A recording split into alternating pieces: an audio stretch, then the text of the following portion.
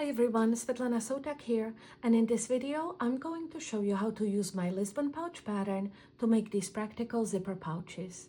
The pouches are fully lined with no raw or exposed edges, and they feature a handy zipper pocket on the outside to help keep your items organized.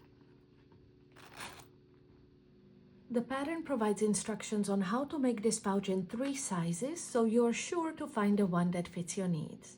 And you can use 2 different fabrics for the exterior of the pouch, just as I'm going to do in this video, or you can simply use one fabric for all the exterior panels.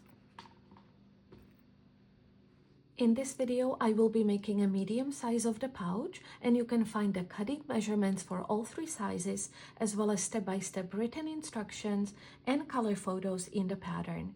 And I will put a link to the pattern in the description box below the video.